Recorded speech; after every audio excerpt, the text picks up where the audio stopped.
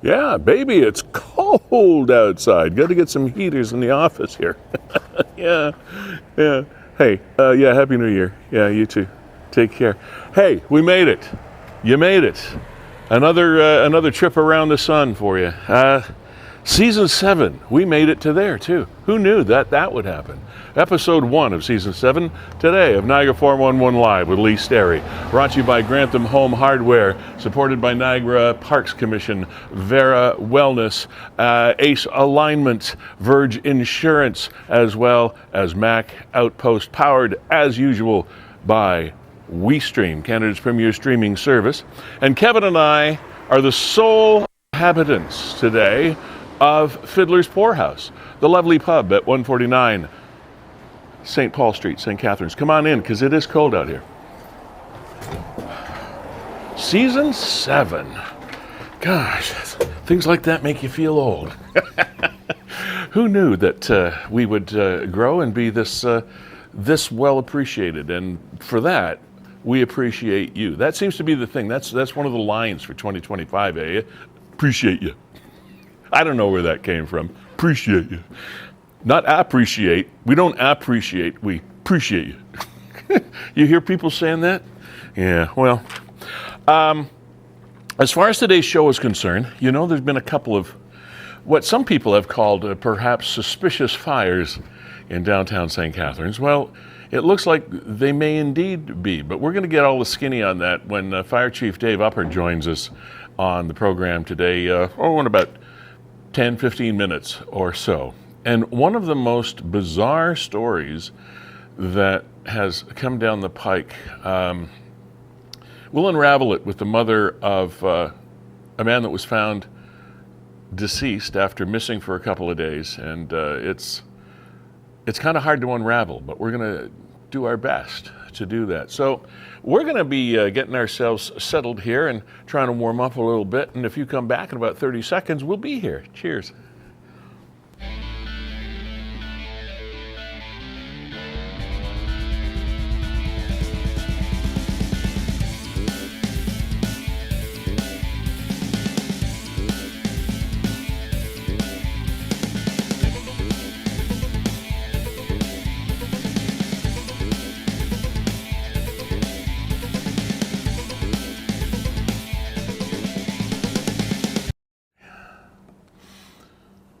And here we go. And without putting too fine a point on it, welcome to Season 7, Episode 1 of Niagara 411 Live with Sterry. And I am pleased to say that neither Kevin and I are extremely hungover or feeling the effects of raucous New Year's Eve partying or celebration.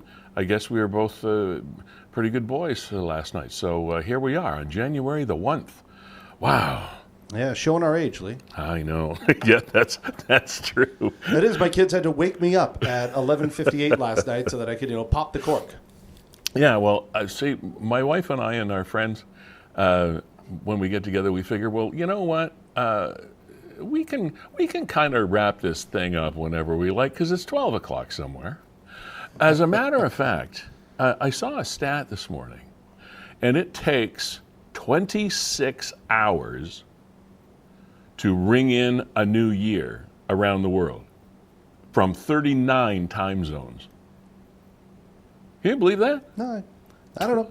Japan, Australia is. Let the scientists figure that one out. It's tomorrow before we have yesterday. I'll tell you though, it was grueling watching the CBC try to cover all the different time zones. Like, oh boy, people that should be reading scripts that are just left to their own devices. Yeah. And God bless them, CHCH there in Hamilton. They're really trying to do something on New Year's Eve, but I think they're punching above their weight on that one. But they're trying. They're trying. You know what? I thought the Times Square thing out of New York was lame this year as well. I think Ryan Seacrest has had his day, frankly. But he still looks good. But it always looks good, yeah. Now, I guess you haven't watched one in a while because they've been lame for a number of years. Yeah, but this one, they had this new ball this year. Did you see Yeah, there was a new ball. Yeah, I didn't like the new ball. Anyway, it was it's just, again, showing my age because, Heck, I'm old enough to remember when Guy Lombardo and the Royal Canadians used to entertain for New Year's Eve. Well, Happy New Year to you, Lee. Thank you, and Happy New Year to you, Kevin. And I'm sure you and the family with the young kids had just a blast at Christmas time. Absolutely, Santa came, Santa brought, Santa delivered. That's what it's all about. It's all about children, and that's it. It's fun to have them around, and it sort of reignites your passion for the season. It really does. You know, our kids are 10 and 12, so we were just in the prime years it's perfect. Of Christmas and all that stuff. So absolutely enjoyed every second of it. So thanks to everybody that made it possible. That's good, and thanks to all of you for contributing the way you did and continue to do to Niagara 411 and Niagara 411 Live over the course of the year. And here we go, ramping up a brand new one. Now today, we've got a kind of mix of new and old and current, and it's kind of a wrap up and a launch pad at the same time from one year to the next. We're sort of doing a transition kind of program today. And one of the things I want to do right off the bat is have Kevin update us, because one of our most watched segments came as a result of I'll call it a bit of a rant, but I think it was more than a bit of a rant, from our esteemed executive producer, Kevin Jack, about Garden City Minor Hockey and compensation of board members and administrators of that league. So I'll let Kevin tell us where that went. The executive of Garden City Minor Hockey. So here's the segment. Yeah. Without really full disclosure, voted to pay themselves. And that's pretty much the crux of the story. Yeah. So tell us what happened after that. What happened after that is, after a few days of thousands upon thousands and thousands of views and dozens of comments and a lot of people learning for the first time through this program, Niagara 411 Live, a lot of people that are involved in Garden City Minor Hockey didn't know that the executive board had voted to do this. Right. And within a few days, an email went out to all the teams indicating that the board members had erred. They're going back on that decision, and they're returning all the money, and they're going to readdress things at the appropriate time at the next annual general meeting, which, of course, is when things like this should be discussed. Right. You should be midway. So finally, calmer heads prevailed, and they said, yeah, listen, if we aren't going to pay ourselves, this isn't the method to do it. We can't just do it midstream like this. So there you go, Lee. We effected change, and thank you, everybody, for watching the clip. Thank you, everybody, for believing us in our sources and saying, no, this is absolutely happening. It is 100% verified. And I don't think that any mainstream media picked up on this story, which really surprises me, because minor hockey, as you know, is almost the fabric of society in small-town Canada, small-town Ontario, right? Everybody, if your child doesn't play, you've been to Bill Burgoyne Arena on a Saturday morning to watch their friend play, or their niece or their nephew or whatever it is. We're all connected. But when it comes to a lot of behind-the-scenes things, though, the positive of the minor hockey leagues that involve so many people, like you're talking about, is also sometimes a negative, because there are so many people involved, going in so many different directions. It's a massive undertaking for parents and children, and practices and games, and sometimes travel and all this stuff, that some of the things that go on behind the scenes just kind of get overlooked, because it's like information overload. So it's a yin and yang kind of thing. But anyway, we were able to affect some positive change in the way organizations might think about moving forward, as we do move forward. So anyway, we wanted to kind of put a bow on that one. Before we move on and fill you in on more of what's happening on the program, we would love you to, as we usually do, ask you to help us share what's happening in Niagara by refreshing your page on Niagara 411. If obviously you're watching that if you're watching us. Refresh that page, and then you'll see our stream taking place. Go down to the bottom right corner and hit share. And then when the little window pops up, hit share now, and poof, we're all more than connected. There we are, right there, Lee. Yeah, we're super connected. There you go. I'm going to hit share, and I'm going to say share now. Perfect. And there we go, 100,500 views already. Wow, it's a new year, it's a new day, it's a new day. Okay, so One of the other stories that took place over the holidays, since the last time we had the chance to talk with you, was this bizarre, and I use bizarre because of the way it started, standoff between the occupant of a church/residence in Welland and the Niagara Regional Police Service. This was something that everybody was talking about while it was going on, mainly because it went on for such a long period of time, which I saw much feedback on social media about why did it take so long, why were the police waiting to, why don't they just go in and get this guy, and et cetera, et cetera. Well, it all started as a very benign kind of call for the police, in that they were called to back up a bylaw officer in Welland who had been dispatched to go to this, what used to be a church, is now a residence, still not quite sure what it was, as a bylaw infraction. And then it escalated from there. Constable Rich Hingley explains what happened. To the incident in Welland. First of all, I want to thank the public for their understanding with our operation in this event. We understand it's frustrating. It's been a prolonged event, but we have to assure the public that every decision being made was with the public's safety in mind and with the officer safety in mind. We do have an arrest in this matter. 59-year-old Daniel Tronco has been arrested. Well, for those who don't know, we had responded yesterday early in the morning for a bylaw offense. That male had opened fire on our officers upon arrival. One of our officers was hit. That officer was taken to hospital, treated for minor injuries, and released, thankfully. So a large perimeter was set up in this case for public safety. A shelter in place was put in order, and along with a lockdown for the hospitals and the local schools. Throughout the day, the lockdowns were lifted. However, the shelter in place remained in effect. Throughout the day and throughout the evening, our tactical team had negotiations with the male. Those negotiations failed, and at various points throughout the evening, the tactical operations included the release of remote cameras into the residence. Those cameras at every point were met by gunfire from that suspect, demonstrating the lack of respect for public safety and officer safety. And as a result, the operation continued with that large perimeter and the shelter in place. Early this morning, at approximately 7:30, the male was arrested. He has injuries and was taken out of town for the treatment of those injuries. The subject, or the nature of those injuries rather, are subject to an SIU investigation. As we have more information, it will be released. Most of the information will be investigated by the SIU. What we can say now that is he has been arrested and he will be charged with attempted murder and most likely more charges to follow. And there you go. Kevin, they walk among us. Yeah, that one had the city of Welland and I think all the entire Niagara region gripped as there was this active standoff and a shooter.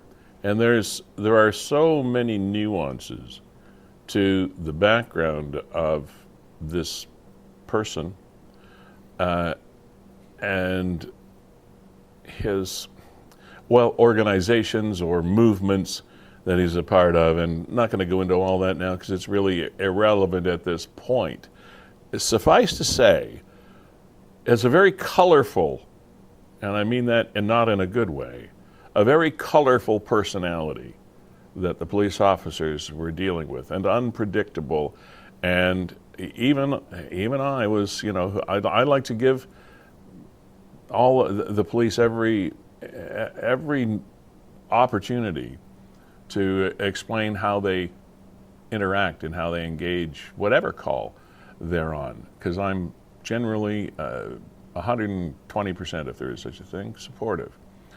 But even I was starting to question what was taking so long. But because of the unpredictability of this dude and kind of a wacky background, I totally get it now. And to have a police officer shot because of being there to support a bylaw infraction is just ridiculous. And the female officer that was shot, luckily, her protective gear acted appropriately as protective gear.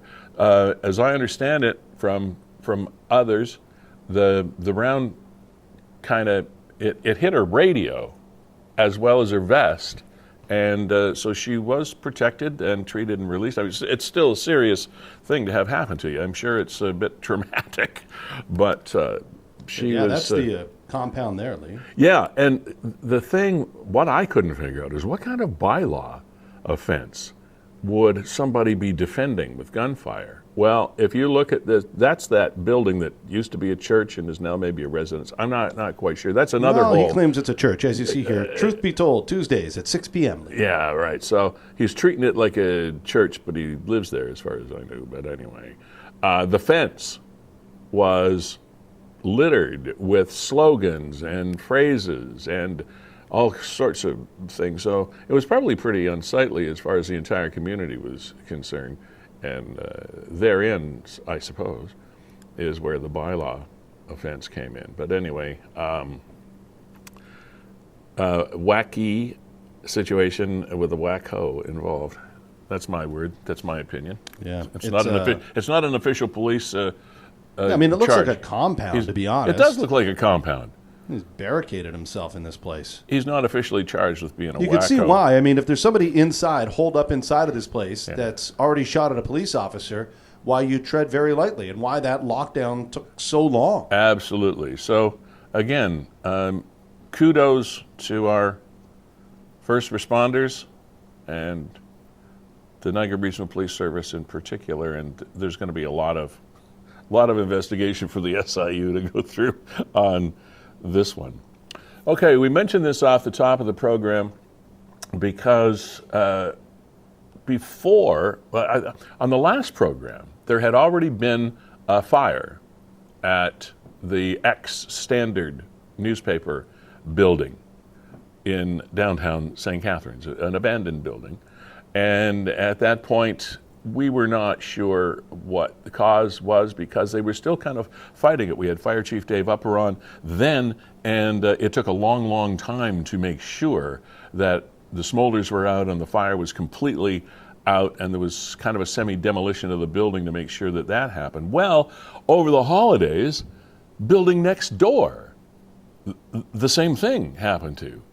And so on New Year's Day, we're working, so we figured Fire Chief Dave Upper might want to work with us, and here he is, back again on the program. I'll tell you, Chief, your latter part of 2025 and the beginning of 2026 has not been dull, has it? No, we were talking, and you know what, we shouldn't do this at the fire. We should stop having these conversations, but we were commenting how typically through the summer months is one of our busiest seasons, and then we're into our typically busy season through the winter as well. And one of the staff had commented that we were able to come through the summer season fairly unscathed, and so I think we may have jinxed ourselves. Oh, you're paying the price now, eh? Conversation. Yeah. So, whenever fires occur, like the Standard building and the La Scala restaurant building or the ex-La Scala restaurant building next door, the public's automatic reaction, as I'm sure you're aware, is, oh, I wonder who burnt those places down, you know. Because people are always looking at what could be the dark side. But it does appear from what we've heard that there was some hanky-panky going on maybe there. Well, yeah, I know there's so much finger pointing going on, and again, like we're talking about this in the office, and I caution everybody on this because, so back in the early 90s when I first started, we had a rash of fires over about a 9 to 12 month span, and we couldn't figure out. And again, the finger pointing was going on, and they eventually successfully arrested three individuals who were actually having a competition to see who could light the biggest fire. Oh, So jeez. it's so easy to point fingers, but you just don't know, and that's why you can't speculate until you actually get somebody, that you've proven, guilty in court before you start accusing people of certain things. And so I cautioned everybody at that, to Yeah. blame it on a certain group, organization, the unhoused, whatever. You just don't know until you really, uncover what's going on. But now, you did mention, or it was announced, that there was some sort of incendiary basis Correct. or substance used for these fires. Can you tell us a little bit more about that? Yeah, for sure. I mean, we know with the investigations component, you can see the sign, kind of the signs and symptoms of certain types of fires, right? And you can tell a fire has accelerated to a certain level, and it's been helped along, let's say, to reach that level. And so with the La Scala fire, again, being cautious and not speculating, but the fire was pretty well advanced and got into the roof, of course, which is a huge problem for us. And I know, and our investigators were able, that's probably the only thing right now that we can say from the investigation is that we do know that they're two separate and distinct fires. Okay. When we left La Scala, shortly, I think it was between 12 and 1, that fire was out. Stornino Environmental was in, and we were able to pull the building apart. We were able to put douse water on it, and I was there, and I'm convinced, without beyond a reasonable doubt, that we had that fire knocked down. And then, of course, I get home about 1:30 in the morning, and I'm just getting to bed, and my phone rings and says, what's the remaining part of the standard is on fire. And so, people, of course, think, well, it was a rekindle of what the fire department didn't take care of on the first side of it, right? Well, that wasn't the case here. And so then we have a second fire up on the third floor. And again, in that short time to see how far that fire progressed, something had helped it advance that quickly. Right. And so, so working with the investigators and seeing the pictures and the video footage of everything, we're fairly convinced that something was used to get those fires going. So I realize language is important when investigating situations like that. Is it too early to use the term like arson?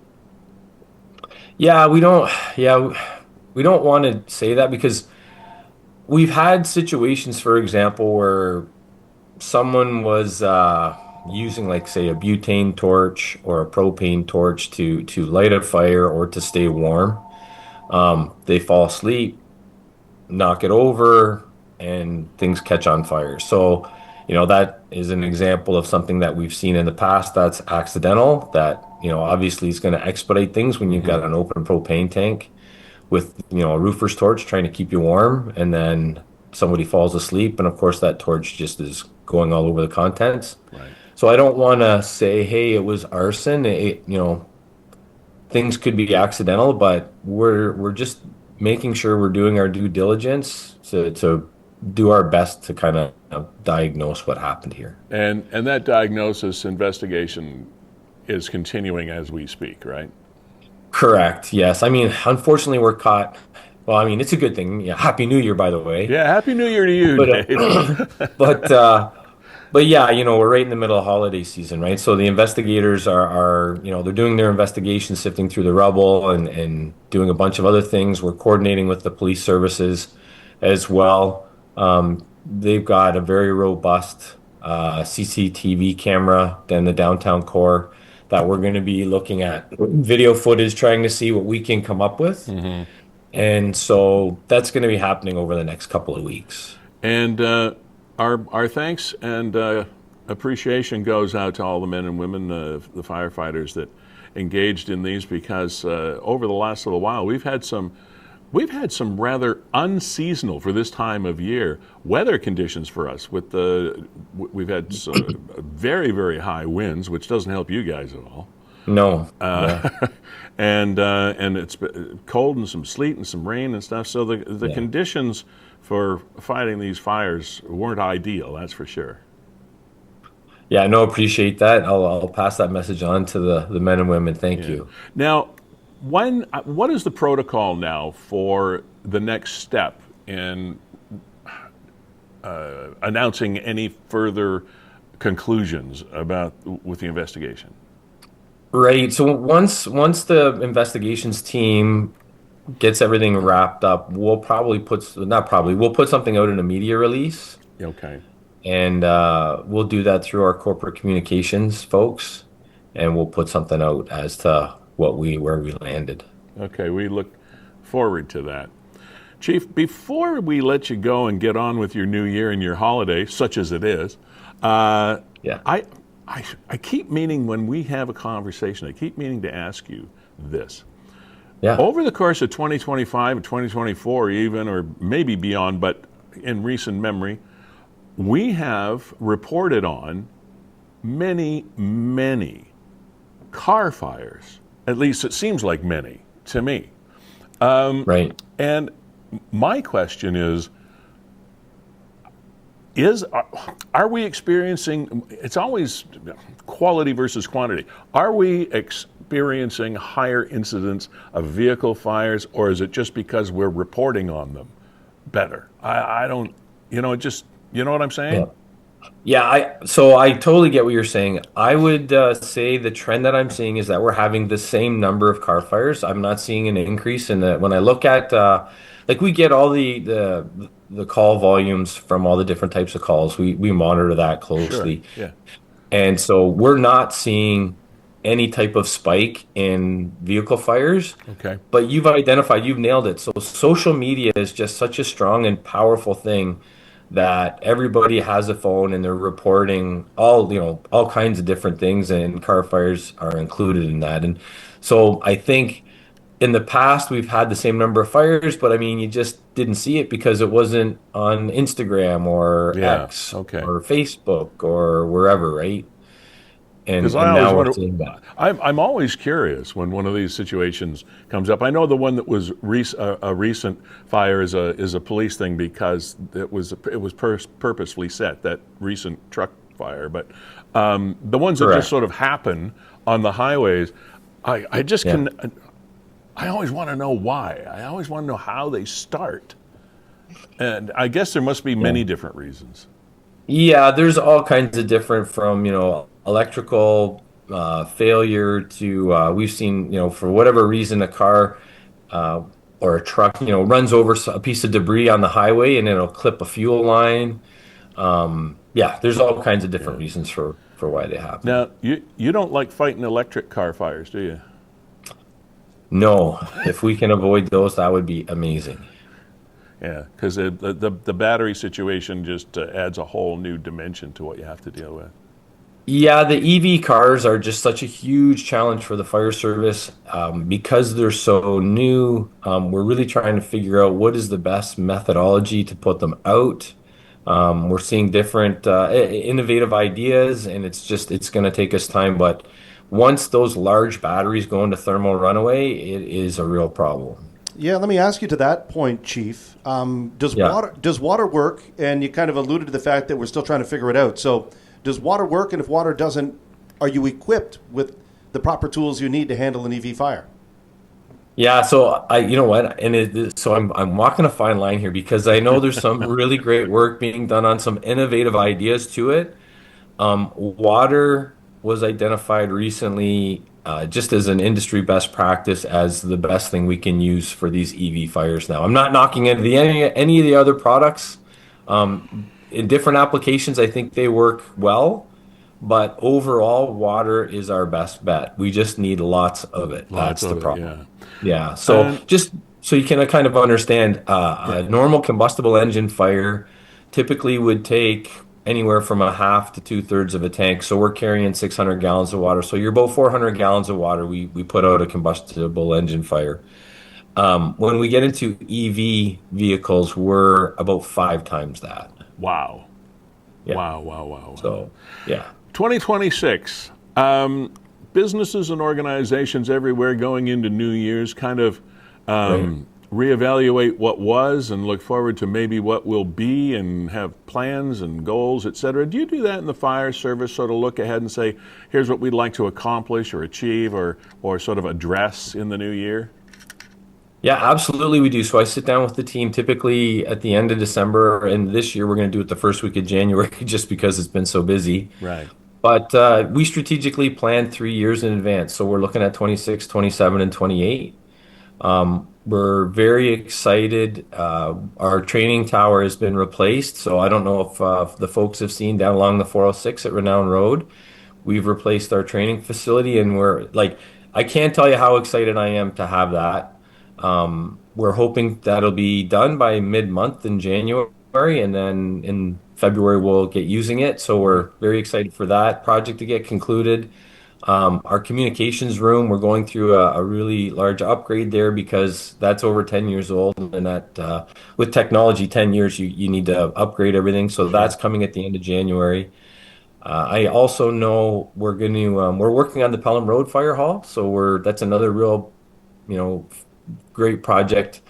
We're going to replace that fire hall. We're hoping to start breaking ground in the summer. So, and we start the forecast with retirements and staff that we need to replace and all those things. So Good news, and good luck in 2026. Have a safe one, you and your crews, and everybody involved with the fire departments. We hope it's a smooth one for you. Yeah, thanks so much, and thanks for having me on. It's just great that you folks allow us to come on the air. So really appreciate it. We appreciate you spending part of your holiday with us. Thanks, Dave. Yeah, all the best. Same to you. Fire Chief Dave Upper. Hardworking guy, and we appreciate it. We appreciate the time that anybody comes on to spend with us, especially on a holiday like today that is pretty special for a lot of people, even if it's just special because you're winding down and taking a break. Here's another bunch that doesn't take much of a break. Grantham Home Hardware, our key sponsor of the program, locally owned, genuinely Canadian. When you support local, local supports you, and there is no better example of that than Grantham Home Hardware. And the staff there has a much needed and deserved day off today, and we wish them well for the new year as well. Niagara Parks Commission, wow. All I can say is Happy New Year from everybody at the Niagara Parks Commission. They wanted me to wish you that, and don't forget, before all the holidays are over, etc., head out and take a drive and have a look at the Festival of Lights.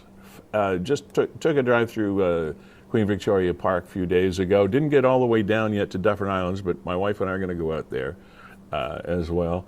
And just a great job, once again, by Niagara Parks, and we appreciate their support heading into 2020. And Lee, just want to highlight here, the Laser Light Show is getting rave reviews as a new addition into the Winter Festival of Lights this year. I've seen similar shows. I had friends that went down on the weekend to see it, and it is pretty cool. If you've never seen a Laser Light Show done in the evening, they can do some incredible things, and you can see it with the bare eye. It's really cool. So head down there, if nothing else, to go check that out. Yeah, we're going to go see that as well. And don't forget about the Niagara Takes Flight attraction, just opened a couple of months ago. It operates all year round, and you can enjoy that down Table Rock area. So thanks, Niagara Parks.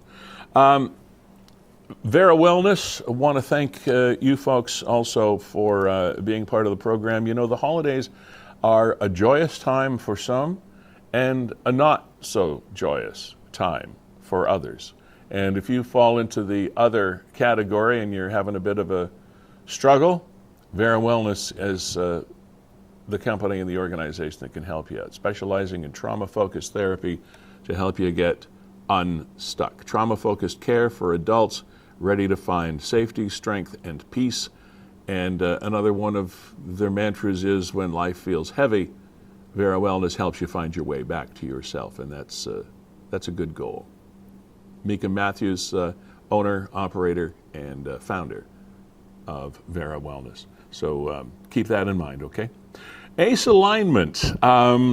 This is a very special time for ACE alignment. I was seeing from a post that came up that they are entering their 60th year in business. what an accomplishment. There are not a lot of businesses that can say that they've run successfully and efficiently all those years. Heading into their 60th year of business. Congratulations. Ace Alignment, located on North Street in St. Catharines, just off Geneva, behind the police station. Darren and Matt, the two guys that look after your vehicles for whatever the needs are. So check it out with them. And Janice Pretty and her family have operated this business for a long time. So Janice, congratulations to you and your staff and your family for the success of Ace Alignment. We appreciate your support. Verge Insurance as well just continues to plod along and say, yeah, we love you guys. And we're going to be talking more to somebody from Verge Insurance in the next couple of weeks, because they've got this big pickleball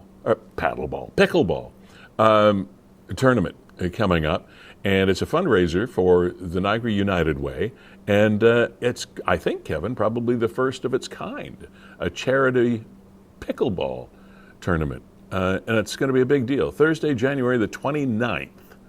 All right, Pickleball Open. That's cool, at the Niagara Racket Center on Kaler Road. And also Verge Insurance for your auto, home, business, life insurance needs. Check them out. Located, their main office is on Ontario Street, just by Montebello Park in St. Catharines. And what can we say about Mac Outpost other than it is your place for everything Apple, your source for everything Apple in Niagara. Sales and service has never been easier. For your Mac, your iPad, or your iPhone, it's a one-stop shop for everything Apple. Lake Street in St. Catharines, the Dollar Tree Plaza, kind of in the north end there, across from Don's Lighting. And check them out. Sean and Derek, thank you very much for your continued support. And Beau Chapeau, supplier of Sterry's hats. Well, I buy them, but they help me out sometimes. Anyway, Kevin Neufeld and the people there would love to see you. I think they've got some special deals on now, too, for like a Boxing Week sale or whatever. So you can check out their website. It is, just so I can remind you, beauchapeau.com. That's pretty simple. So check them out. And Queen Street, Niagara-on-the-Lake, is the location. Kevin, WeeStreem took a little bit of time off so you could spend with your families, you and Brandon. We absolutely did. And but you're going to get ramped up pretty soon. What's going on? Back into the grind in January. Aside from a lot of the regular municipal work that we're going to be doing, we are going to be broadcasting the induction of the latest class into the Niagara Falls Sports Wall of Fame. Oh, that's and exciting. We've been doing that for a couple of years, and Yeah. I would just say, there are other municipalities around Niagara. I'm looking at you, St. Catharines. I'm looking at you, Welland, that have these great ceremonies to induct these people that we're honoring basically for lifetime achievements, and for whatever reason, they do not broadcast them.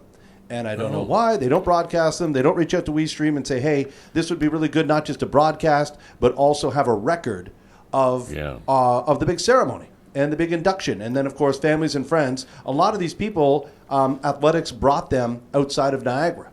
Right, so they have colleagues, former teammates, things like that all over the world, and they would love to watch online. That's the response we get from the city of Niagara Falls, but maybe it's going to be incumbent on me to reach out to some of those partners. But I'm looking at you, St. Catharines, looking at you, Welland. You should be broadcasting your Sports Wall of Fame induction ceremonies, but you can look for a brand new class coming into the Gale Center in later this month, later in January. Awesome, yeah. So and thank you for that, Lee. That's you're welcome, and that's a good message as well, because I'm constantly struck by the two different audiences, if you will, the same audience but in two different ways. The people that show up on site for things, and the people that aren't able to, and those can be widely disparate numbers. You can have you throw an event, you can throw a birthday party and invite 20 people, and then you can throw your birthday party online and reach 2,000 people. It's crazy. Absolutely right. Lee, wanted to highlight this one. I know we've got a story coming up about the disappearance of Joel Mills. Yes, we did this. But sorry, do you want to... No, let's go not ahead. set it up. We'll get to that in a second. Yeah, go ahead. Wanted to share this, that I just see that Joel's mom is just queuing in here into the green room. Okay. But this one here was kind of crazy.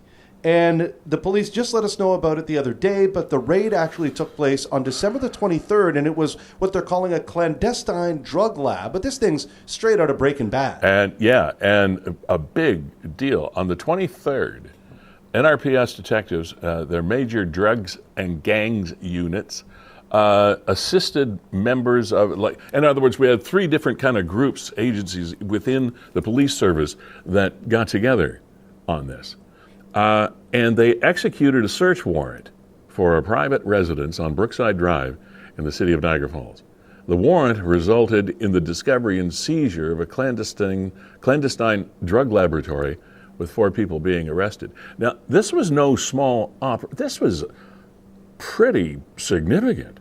As a result, the OPP, Clandestine Laboratory Investigative Response Team, who knew there was a thing like that, with that name, long name, in conjunction with the OPP, UCR team, and Durham Regional Police synthetic drug officers, were called in to execute the warrant. These people are extremely specially trained, it's obvious, and to assist in the dismantling of the lab, safely, of course. Niagara Falls Fire Department, Niagara EMS were on standby in the area to assist with the potential hazards. Now, think about that. What hazards? Well, just listen to what they found. 42 20-liter pails of suspected liquid methamphetamine. Yeah, that's them right there. Yeah. 17 kilos of suspected crystal meth. This stuff is volatile. This isn't, you got to know what you're doing handling this stuff. $6,200 in cash and a 9mm semi-auto pistol. Further confirmation is required through expert analysis, but detectives estimate that each pail that was seized could yield approximately 17.5 kilograms of crystal meth. The total estimated yield of this seizure being estimated at approximately 752 kilos of crystal meth worth approximately $3.5 million. The accused parties and criminal charges for this incident are as follows. 32-year-old Christopher Burnett Ackerman, charged with, well, you can imagine all the things that they're charged with. Well, Lee, that's where I wanted to stop. I mean, this gets interesting because a couple of guys, like here you have a 25-year-old Veronica Goffin of Niagara Falls, but look at the next two. 23-year-old Braden Fuentes Escalara of California. Mm-hmm. And then the other guy, also California. Yeah. There's 2 here from California. So we've got an international. There, here you go. 25-year-old Ricardo Yanez, again of California. Victorville, both of them from Victorville. Now, if you look at this guy, Lee, so 32-year-old Christopher Burnett Ackerman. Yeah. You Google his name, and it shows that in August, like what are we talking about, 4 months ago? Yeah, he was busted already. Late August, he was busted for running a drug lab in a commercial plaza on Portage Road. So they just moved locations to a residence. And this residence, this is a residential neighborhood. It's right at like Kaler and Beaver Dams. Yeah. If you know where that is. I mean, very busy. Of course. Lots of homes going around there. The Beaver Dams, you know, it's a little, but right where the railroad crosses, and there's those homes just north of there. Yeah. It's just a residential. And there's more building going on all the time around. Now, I have no idea whether this is a basement apartment they rented. Now, in the Portage Road one. If it's a basement apartment, it better be pretty big. I mean, you've got all those these. Homes are fairly big. Well, yeah. But it sounds like the whole place was probably given up to this Just initiative. a drug lab. Yeah. But that's crazy. Crazy that the guy who'd already been charged just months ago was just crazy. Yeah. All right. So we covered this story in its infancy in 2025. Joel Mills went missing. That was the first time we mentioned Joel's name. And then on a subsequent show, we were unfortunately dutied, if you will, to announce that he was found deceased. So that's what we knew. This was on the Niagara Regional Police Service News. Missing person Joel Mills has been located in the city of Niagara Falls, tragically deceased. Foul play is not suspected. Out of respect for the next of kin, no further details are being released. The Niagara Regional Police Service has removed his photo from the original media release and our social media We would ask the media and public to consider doing the same. Joining us on the program today is Joel's mother, Shelley-Jo. Shelley-Jo, first of all, welcome to the show. Thanks for being here on New Year's Day. We appreciate it. Thank you for having me. So, you posted a whole different scenario of what happened to Joel and the timeline involved. And I could read the post right now, but you're here, and there are so many things in this story as you're telling it, and others are telling it that don't jive, that don't really make a lot of sense. Can you tell us what you know, what you believe happened? And I understand, in full disclosure, that you have filed a couple of civil suits against an organization or two here in Niagara as well. So there are some things in the legal system that we can't talk about, but you can tell us what really happened to your son Joel. Okay, I'll do my best. I'm still investigating, so I'm looking for the truth. The police said that Joel was found on September the 10th in the Niagara River, but since that time, I have received new information, like new documents from the Register General, stating that Joel was alive when he arrived at a hospital on September the 7th, and that he had an accident. The coroner signed it, the coroner that handled Joel's case. And so therefore, I question why I wasn't told that Joel was in the hospital on September the 7th when I reported him missing that day. His father had called me on September the 7th and told me that Joel didn't come home. And I was quite concerned because Joel is a very responsible individual, and he wouldn't just not come home without telling somebody. And I mean home to his father's house. He was staying with his father in Niagara at that point in time. So that's what I mean by home. He didn't come to his father's place. Right. So that's strange because the report that I received from the police, although it's heavily redacted, on the 7th, they closed the missing person the same day that I reported him missing, according to that particular report. There's also a medical appointment that Joel was at on the same day with a doctor that was seeing him through an outpatient clinic. And it was billed through the OHIP. So I learned that by looking into Joel's OHIP accounts, and I saw that he had seen a particular doctor on September 7th as well. So this changes the whole situation because Joel was technically in a hospital and he wasn't passed away. He was alive. So I'm very disturbed because I'm his mom and I should have been told so that I could be with Joel and comfort Joel, help Joel, love Joel, acknowledge, and I wasn't. I learned on a Facebook message that a body had been found. So I messaged the detective because I didn't know any of this in September 23. I learned this year. So it's been a long time since I've been investigating. Okay. So, so the detective said that there indeed was someone found, and it was a male, because I asked if it was a male, and I didn't think it would be my child. So I said, I don't think it's Joel, but I would like to identify the person just to be sure, because I'm concerned and I'm upset.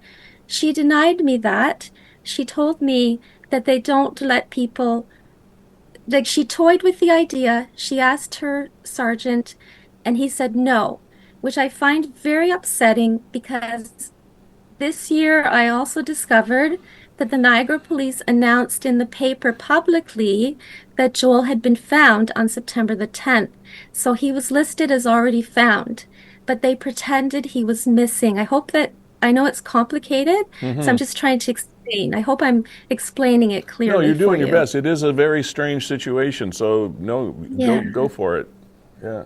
yeah. Okay, now we're looking at a post right now on the screen, and point 4 says his organs were missing or removed before the autopsy. The CT scan proves this. His brain was also removed with no explanation. Shelley-Jo, can you shed any light on this? How do we know this?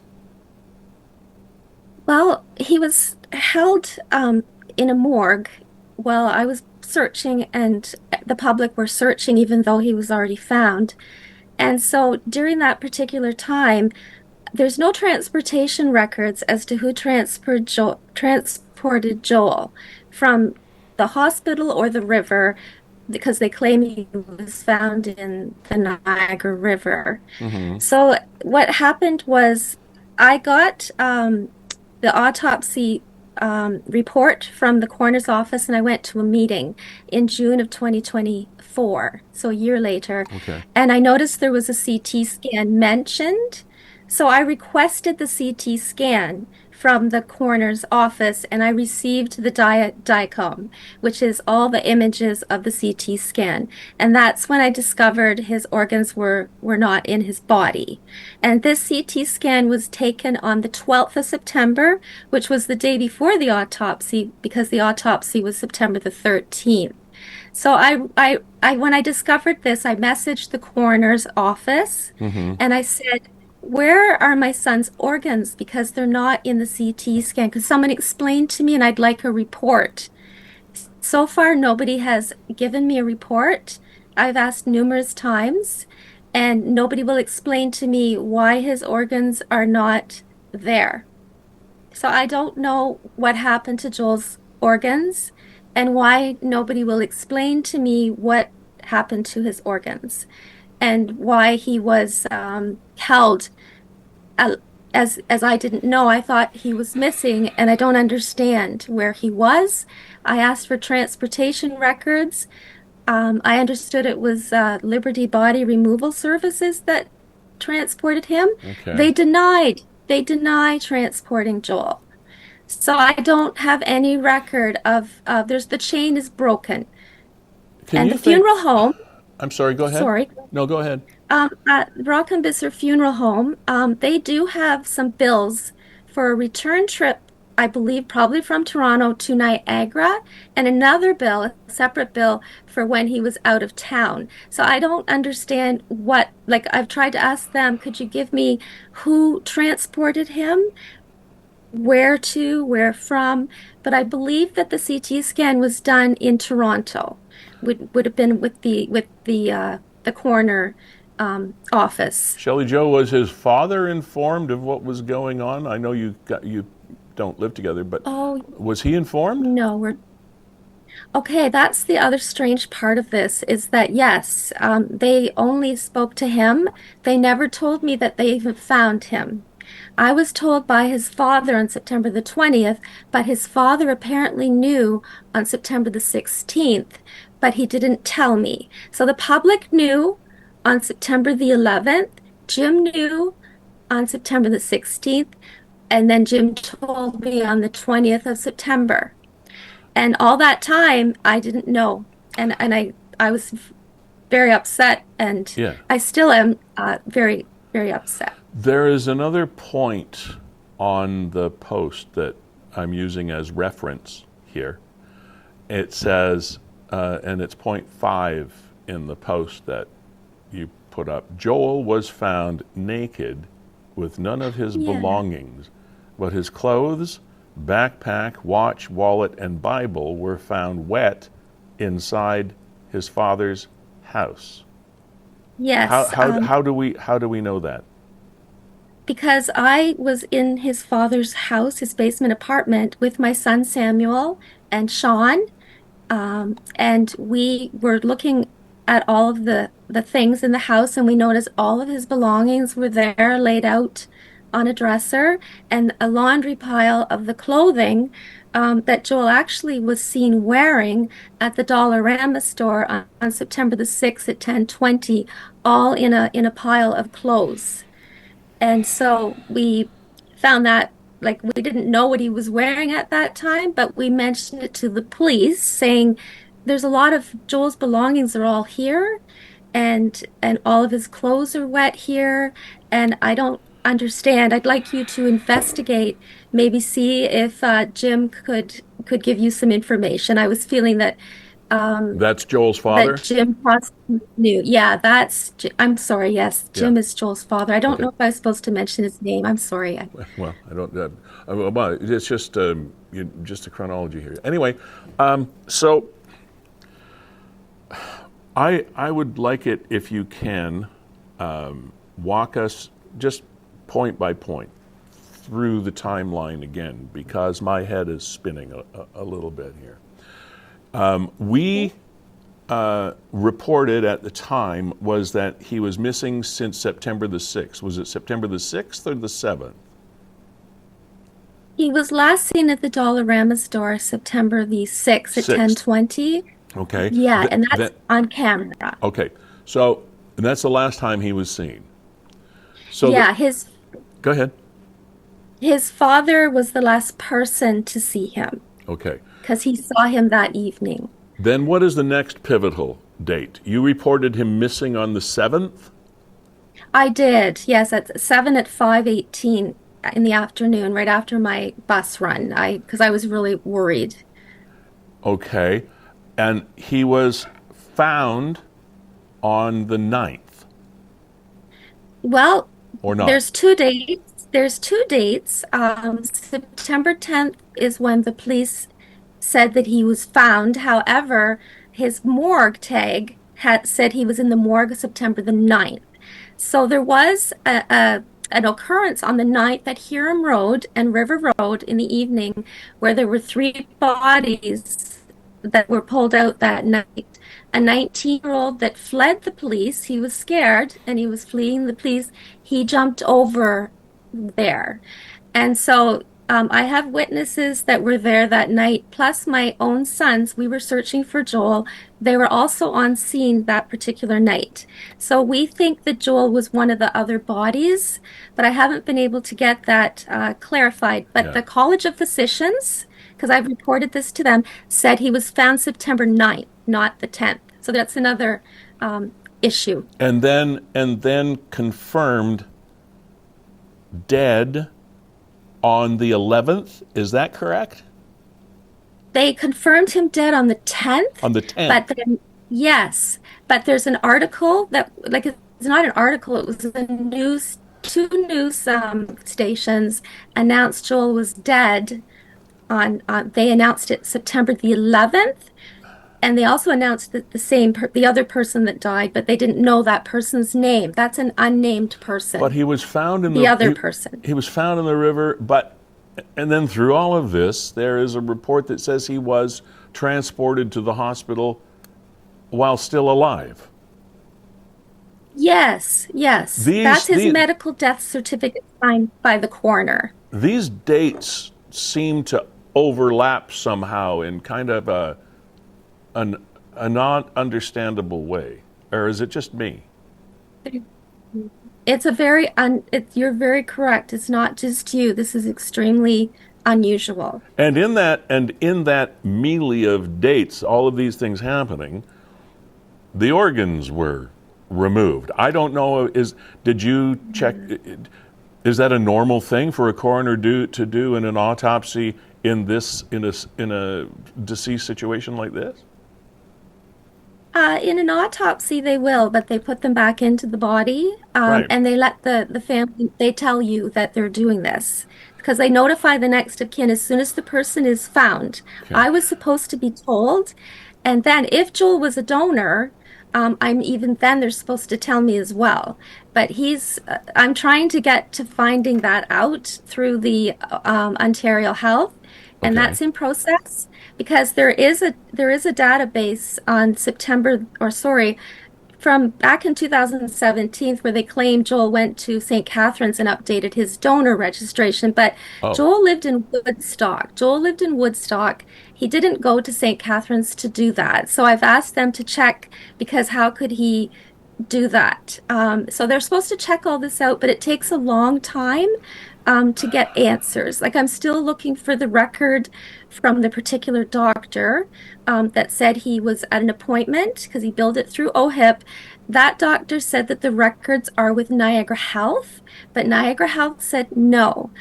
They said, I don't know why he said that. So I'm still working to okay. get that information. Okay.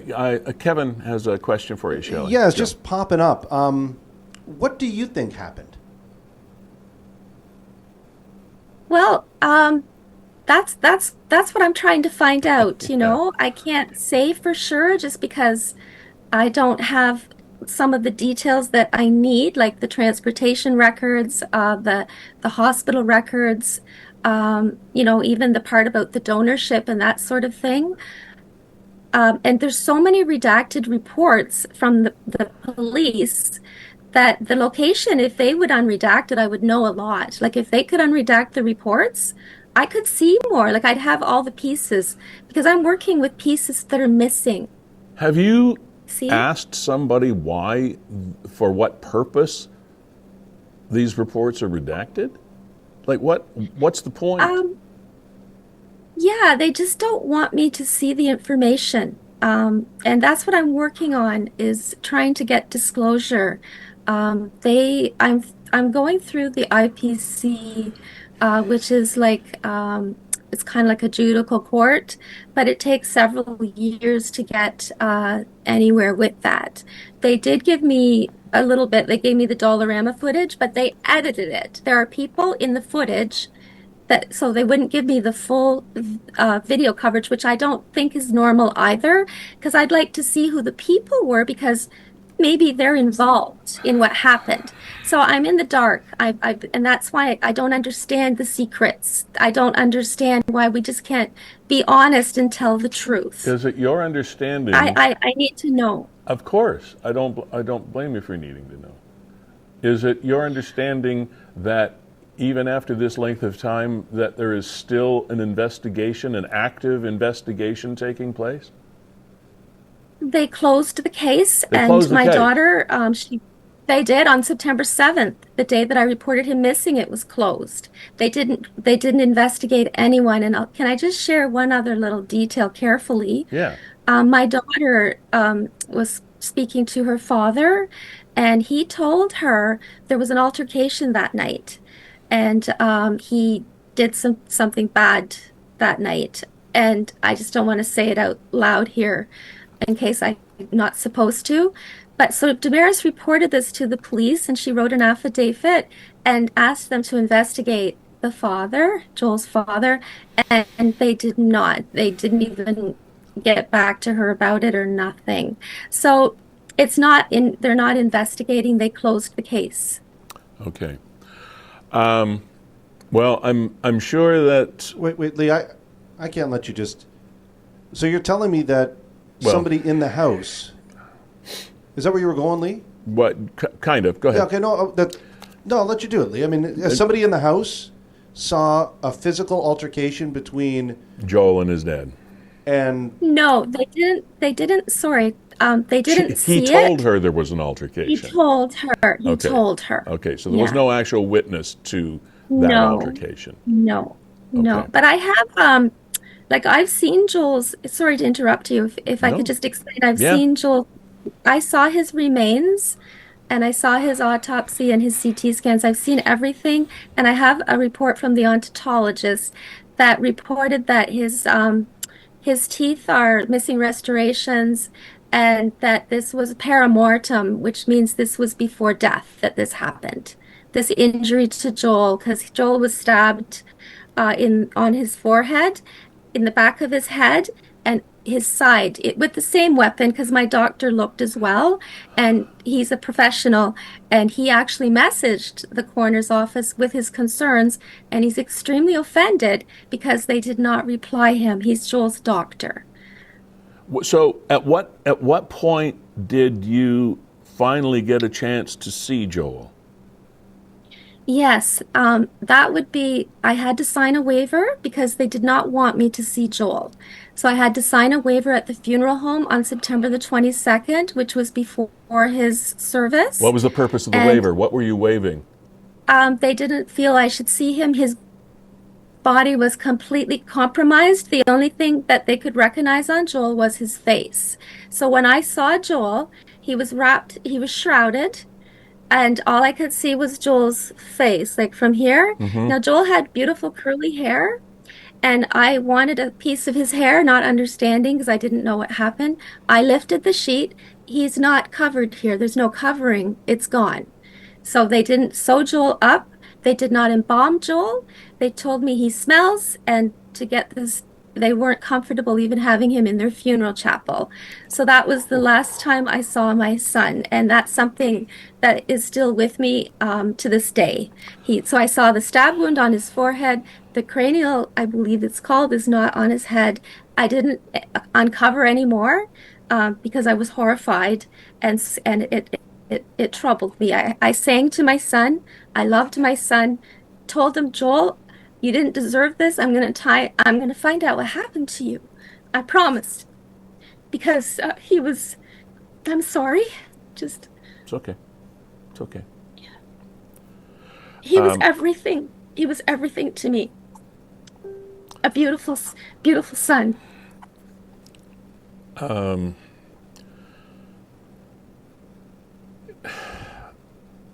We can't. I don't.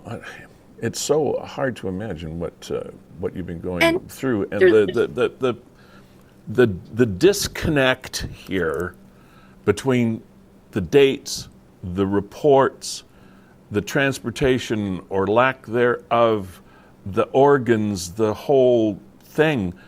It's a puzzle with a bunch of pieces missing, Shelley-Jo. I don't. Yeah, and that's what I want. I just want the police to tell me the truth. And there's one other thing that's really odd. I don't mean to change your topic, but No. that the funeral home told me that they have never seen anything like that before.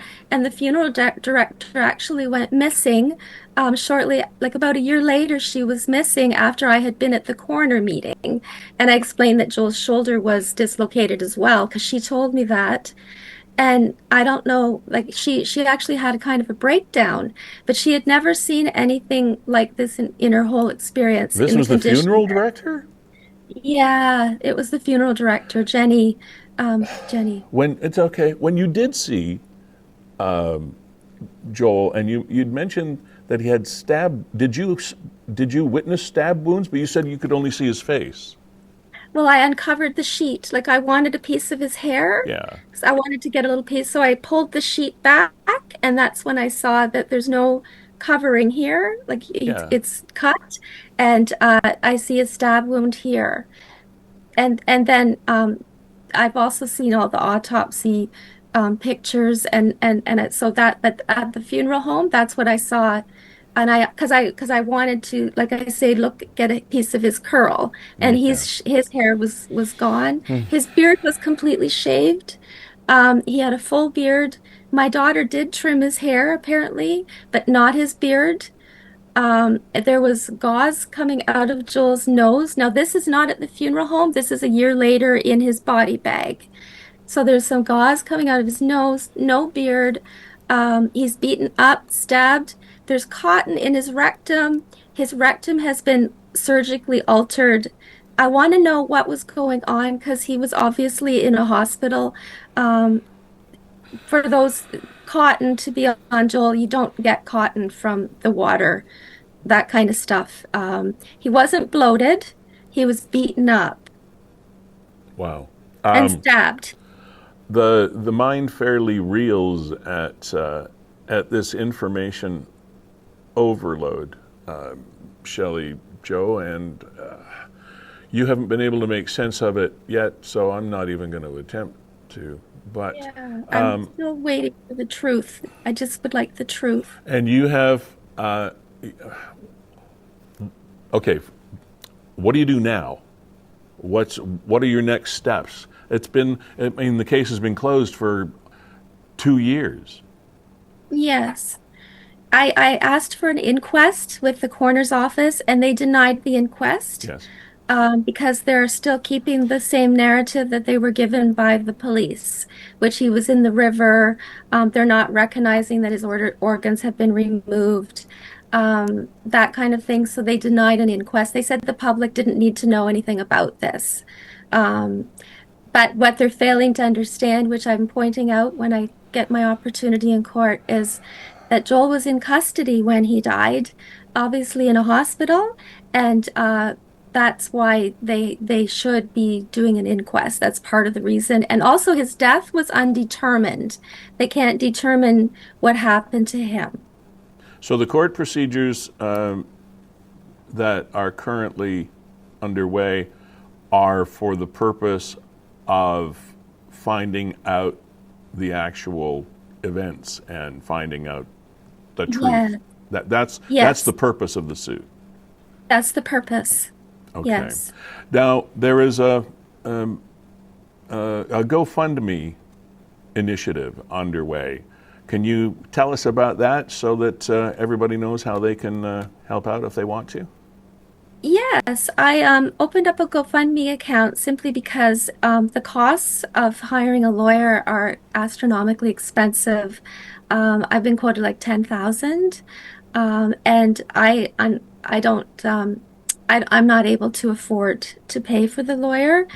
Also, I wish I could have a detective to actually help me find out these missing pieces that I'm struggling with. There might be someone that could investigate, like, for instance, how his body was removed, what hospital he was in, because even the hospital ombudsman did not help me. Just so you know, I've reached out to everyone.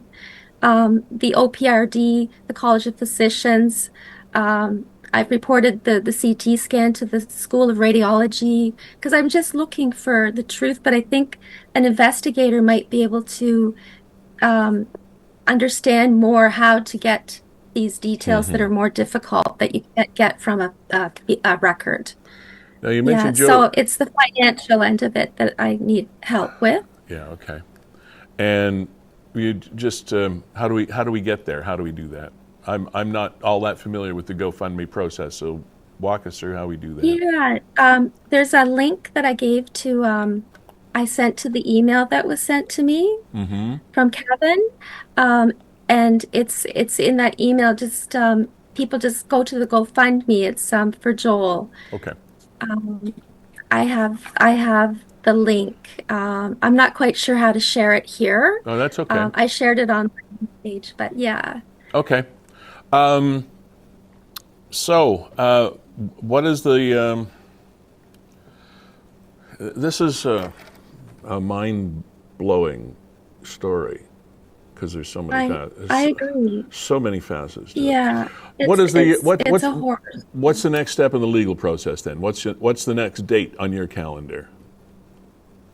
February the 5th, I have a hearing with the police, the regional municipality of the Niagara Regional Police Service Board, and they are trying to strike my claim. Being as I'm not a lawyer, I don't know exactly how to do everything correctly.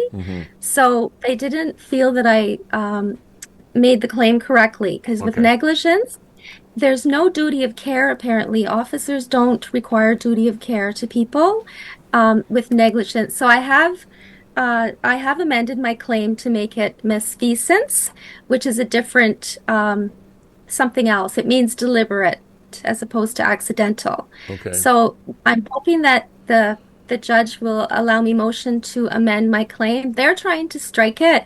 The funny thing is, and I'll just mention it, they're all in default. Because they didn't file a defense. They still to this day haven't filed a defense. And Rule 19 says that you can't file motions when you're in default. Because when you're in default, you're basically admitting to the alleged things that are being spoken against you. So I'm working hard. I need a lawyer because I'm just myself. I'm defending my son. I love him so much. This is about Joel. Right. So that's that. And then there's the funeral home, there's supposed to be a discovery between me and them. It's out of the court, so I would also like protection with that one. That's January 21st. The one for James Mills, his father, is going to be scheduled in the fall. He's in default, so that one's just to discuss damages that occurred. Okay. And then there's a hospital, the Niagara Health. We're still in discovery. So I have all of these claims and they're all in process, but I really wish I had a lawyer just because it's very difficult, but I'm going to keep doing it as long as I have to do what I can to get to the bottom of what happened to Joel. Okay. Shelley-Jo, thank you for joining us and trying to explain what's going on. And it's pretty tough to do that because, as I said, it's just hearing the story is hard to wrap your head around. It is. Yeah. It is. So, it's very hard. Well, we wish you well. We hope that whether it's the truth you like or the truth you don't like, I hope you do get to the truth. And stay in touch with us. Okay. Let us know. Keep us posted on what's going on, and we'll track your progress. Okay, thank you so much for having me. Okay. All the best. There is our multi-million-dollar set, ladies and gentlemen, and you will notice by the lovely upside-down chairs that the Fiddler's Poorhouse people, Dave Mukperian, owner-operator of Fiddler's Poorhouse, have given his staff the day off. So Kevin and I are in here solo, as it were, or duo mainly. And we really appreciate Fiddler's support and allowing us to come in and use their facility for this purpose, and we're going to continue to do that throughout the year. Kevin, I'm a little bit without speech, I have to say, about this last story. We just had a conversation with Joel's mom. Yeah, I don't know. I don't know what to make of it. I just wish I knew what to say, because these agents. What possible reason could there be for misrepresentation or whatever? I'm flummoxed. Yeah, flummoxed is a good word. And as we began, and I know Shelley-Jo, I mean, gosh, what she might feel like, because she's the one peeling back the layers of the onion, and every time you peel back, there's something more, from the date discrepancies to the organs missing to the fight with the father, the clothes that are wet in the house, the stab wounds on the head. It's all, I don't know. I don't know. And the closing of the case days after he was missing in the first place. Just days. Yeah. It's something that I'm going to follow. Like, I will keep in contact with Shelley-Jo as this proceeds and see if there are any gains, see if there are any victories, see if there's any more concrete evidence that actually comes forward to try and explain what the hell went on in September of 2023. Whether you believe all of it or some of it, it's still a bizarre state of affairs. Okay, Lee, yes. Let me share this. I'm going to share this video with you here, and I want to just ask you one simple question is... You're asking me? Do you let this guy into your house? Okay, that's the question. Oh.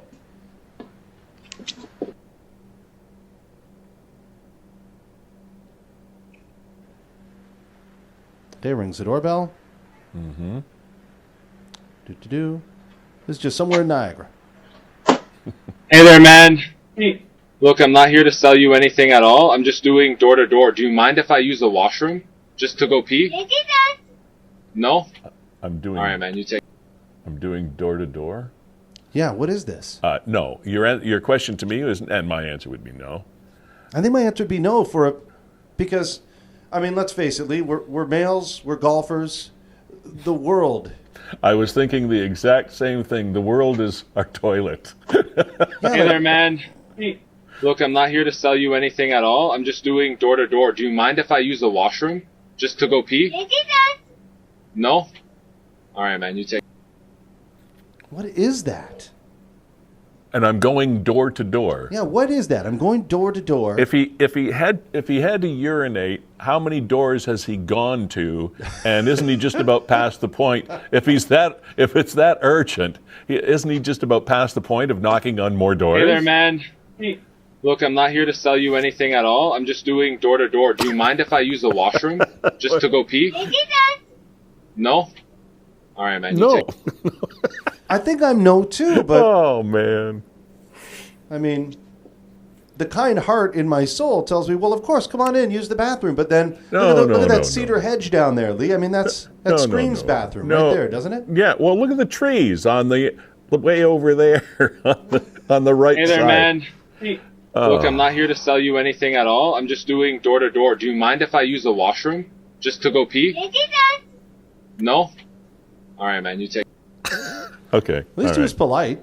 Well, he's very polite. He's a good-looking fellow, well-groomed. He obviously cares about his situation because he's carrying an umbrella. It's like, and I don't see that many people of that age, frankly, carrying umbrellas these days. And I think of umbrellas as kind of a generational thing. He doesn't look like the generation that is the umbrella generation. He's wearing a toque. But anyway. Now look at this lady. I know that those Christmas urns are more expensive than they should be, right? Like how much did Christmas urns set you back this year, Lee? Well, my wife makes her own. Okay, so does mine. So Because at the store I too see much. them, I'm like, you want $95 for what? Oh yeah. For a Yeah, but she just casually, is this in real time? I hope not. Because if she's walking that slowly after swiping somebody's pot, that's bold. That's very. There she comes. She left her car door open. You can't quite see it there. The Verge. Oh, that's got to be a slow motion camera. Oh, I would think so. But the Verge logo is blocking out the fact that she exited the driver's side vehicle of, or the driver's side door of her vehicle, And left it open. and left it open. And here she is. I guess you shouldn't laugh because somebody had their stuff stolen. I mean, But slow it's just- motion or not, it's just it's so ridiculous. It's She doesn't look funny. fleet of foot. I'll just say that. No, she's not a fleet of foot type. No. But she handles that urn no problem. That is, as I said, they walk among us. Now, Lee, we had all kinds of stuff that we were going to do today. We were Oh, going I to know. recap the year that was. But to be honest, between recapping the fires that were on Queen Street with the fire chief and then hearing Shelley-Jo's campaign over the last 2 years, here we are.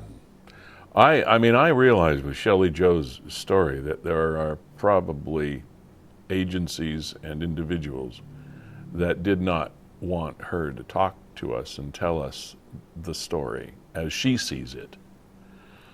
And we're not taking anything anybody says to the bank right now because there's just too much smoke here.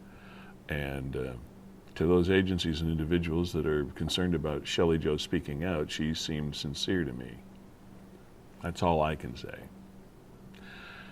Wow. Yeah, and just because people are sincere doesn't mean that they're correct. No, You're not weighing in on that. As I I- agree with you. She seems absolutely convicted and sincere. She seems convinced that she believes what she's saying. That much I will say. 100%. She believes it. 100%. And we'll let the chips fall where they may, assuming that they do fall. Thank you to Grantham Home Hardware for being our major sponsor here. Homegrown quality from coast to coast. Locally owned, genuinely Canadian. Thank you very much. To the Niagara Parks Commission, keep doing what you do so well.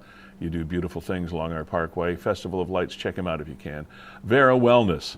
If these aren't the happiest of holidays, you can check out Vera Wellness and they can get you back to yourself. Ace Alignment, congratulations entering your 60th year of business in Niagara. Well done and thank you for your support. Verge Insurance Group, we'll talk more about your big pickleball tournament coming up as the weeks go by.